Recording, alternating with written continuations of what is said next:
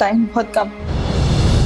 एक बात बोलूं ना जी, प्लीज जल्दी आ जाओ। वो हशर करूंगा उसका तो जवाहर प्लीज हाथ डाला है ना, जल्दी से यहाँ से ले जाओ। फंड वो मेरे साथ।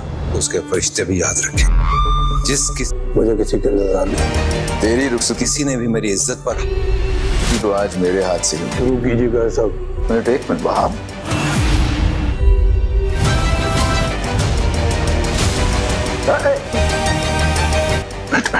अगले एपिसोड में आप देखने वाले हैं कि पारस वहाब दुरानी की सारी बातें माने की इसलिए एक्टिंग कर रही होगी क्योंकि उसे इस बात की उम्मीद थी कि शायद जवार उसे बचाने के लिए आ जाएगा, और वहाब दुरानी भी बहुत ज़्यादा मुतमईन होगा कि पारस को उसके चुंगल से कोई भी आज़ाद नहीं कर सकता। लेकिन ये उसकी खाम ख्याली ही साबित होने वाली है क्योंकि जवार उस नंबर की लोकेशन का पता करते हुए वहाँ पर पहुँच जाएगा, और इससे पहले कि पारस और वहाब का निकाह होता वो वहाँ पर जाकर ये ज़बरदस्ती का निकाह रुकवा देगा।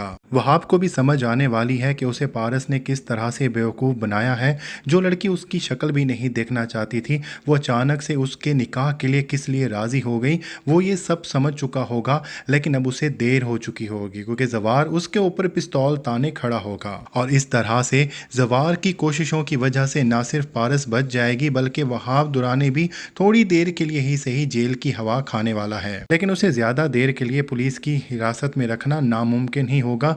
वो वहाँ से भागने वाला है और पारस और जवार के लिए मजीद सरदर्द बनने वाला है। लेकिन फिलहाल जवार पारस को बचाने में कामयाब हो जाएगा, और पारस के इस अगवा के ड्रॉप सीन के बाद behzad खान और भी ज़्यादा मोहतात हो जाएगा। अब उसे इस बात का यकीन हो चला है कि उसके अपने यानी कि आफ्ताब और नदीम दोनों इस सारे मामलात में मिले हुए थे। वो पारस के मामले में सिवाय जवार के और किसी पर एतबार करने के लिए राज़ी नहीं होगा, और साथ ही साथ में वो नदीम को भी ये बात सुनाने वाला है कि पारस को जिसने भी नुकसान पहुंचाने की कोशिश की है वो उन्हें नहीं छोड़ेगा, क्योंकि अभी तक behzad खान के पास कोई ठोस सबूत नहीं आए कि वो आफ्ताब और नदीम को भी जेल के पीछे भेज सके। इसलिए इस बाप बेटे का खेल ज़्यादा देर तक चलने वाला नहीं। और दूसरी तरफ आफ्ताब भी अपने बाप नदीम से काफ़ी हद तक नाराज़ होगा कि उसकी वजह से पारस अब मज़ीद जवार के करीब हो चुकी है।